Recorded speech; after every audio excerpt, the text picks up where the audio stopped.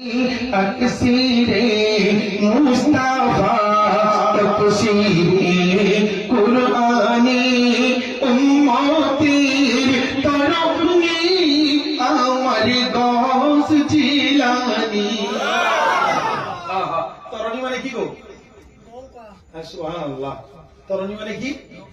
তরণী বুঝাই তো যাচ্ছে যেটা টায়ার হয়, টায়ার যেটা হচ্ছে পানির মধ্যে উম্মতের জন্য আমার গসে পাক তামাম উম্মতের জন্য তিনি হচ্ছেন নৌকা। তিনাদের ওসিলাতেই তো আমরা যাবো, তাই না? বলছে তাফসীরে মুস্তাফা তাফসীরে কুরআনি উম্মতির তরণী আমার গজিলানি উম্মতের তরণী আমার গজিলানি তাফসীরে মুস্তাফা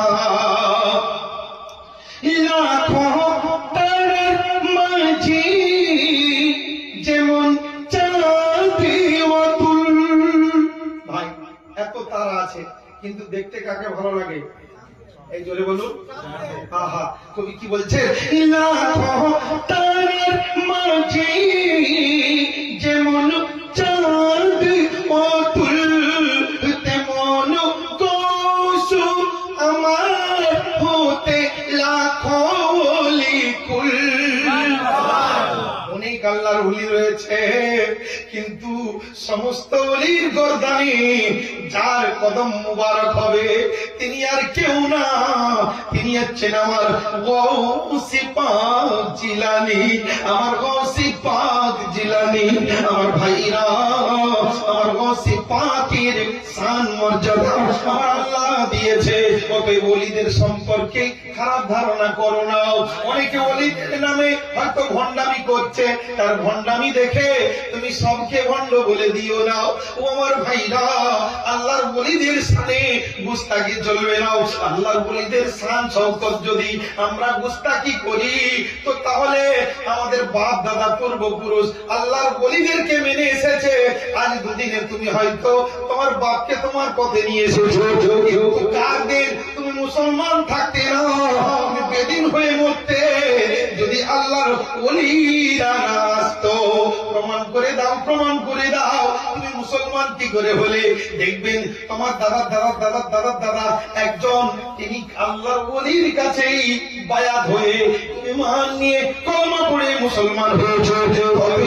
আল্লাহর ওলিদের সাথে গুস্তাকি করলে আমার আল্লাহ বলে আমার সঙ্গে কিসে যুদ্ধ করবে, আমার সঙ্গে কিসে যুদ্ধ করবে?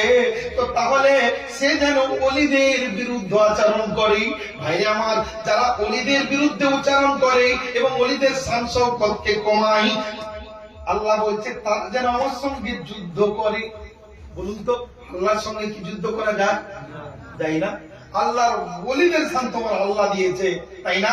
11 পারা আর 11ই শরীফ আমরা মানাই, অনেকেই মানাই তো। 11ই শরীফ কার? আমার গৌস পাকের। 12ই শরীফ কার? হ্যাঁ, এই তো অনেক মানুষ জানি না। 12ই রবিউল আউয়াল কার? নবী মুহাম্মদ মুস্তাফা। আর 11ই শরীফ কার? আমার গৌস পাকের। জোরে বলুন। 11ই শরীফ মানাচ্ছেন, আবার 11 পারায় আমার আল্লাহ বলছেন আলা ইন্না আউলিয়াল্লাহি লা খাউফুন আলাইহিম। জোরে বলুন না। কত মিল ভাই বলতে চান, বলতে ধরলে তো ইনশাআল্লাহ বলেই যাবো। আপনাদের বাপ মায়ের দোয়া আছে, তাই না? আমার ওলিদের দোয়া আছে। কিছুই নয়, আমি কিছুই নয়, তারপরও আপনাদের মহব্বত ভালোবাসাই বলে ফেলি, তাই না? আল্লাহ বলা তাই বলে ফেলি। তাই কি বলছে? যেমন চাঁদের মতুল তেমন গৌসু আমার হতে লাখো লিকুল। শর্মিন্দা হয়ে লজ্জায় কি বলছে? শর্মিন্দা হয়ে ছুপে চন্দ্রখানি। শর্মিন্দা হয়ে ছুপে চন্দ্রখানি দেখে শুভ শুভ হয় আমার গস পেশানি। আকসিরে মুস্তাফা তফসিরে কুরআনি উম্মতের তরুণী আমার গজ জিনানি। আসুন সকলে মিলে মহব্বতের সঙ্গে আমার নবীর শানে একটু সালাত ও সালাম করবো। ইয়ানে 12 তারিখ রবিউল ফির দিনে ওয়াক্তে শুবে সাদেক জনাবে কওনেন সুলতানে দারিন আহমদি মুস্তাফা বলুন মুহাম্মদুর রাসূলুল্লাহ। আমরা চুমু খাই না, অনেকে চুমু খেতে চাই না, এই ভালোবাসি যাকে তাকে তো চুমু খায়। আমরা ছোট ছোট বাচ্চাদেরকে চুমু খাই তো কিসের জন্য? মহব্বত করে ভালোবাসে, তাই না? বউ ভেবে নয়, বউ ভেবে কি এই যে বলেন বউ ভেবে, হ্যাঁ যার যেরকম পর্যন্ত সেই ভেবে, তাই না? আল্লাহকে কখনো চুমু খাওয়া যায়? আল্লাহকে চুমু খেতে পারবে না? আল্লাহকে চুমু খেতে হবে না।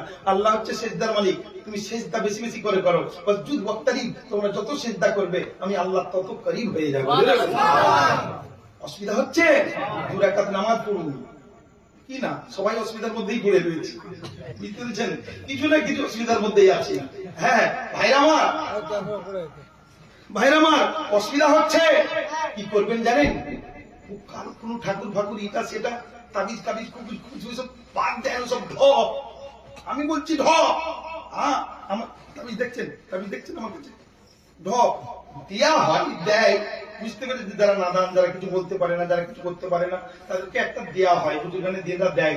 তাবিজের কথা বলাও আছে, কিন্তু বেশি বেশি আমলের কথা বলা আছে। জোরে বলুন যেমন করুন। মোল্লার কাছে ছুটতে হবে কেন? নাজিমুল ভাইয়ের কাছে আসতে হবে কেন?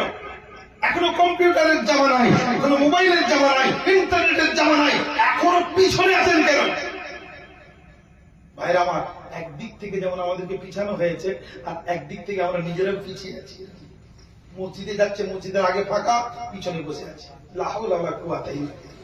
আমার ভাইরা, আমার নবীর শানে মহব্বত করে চুমু খাওয়াটা হচ্ছে একটা মহব্বতের শান।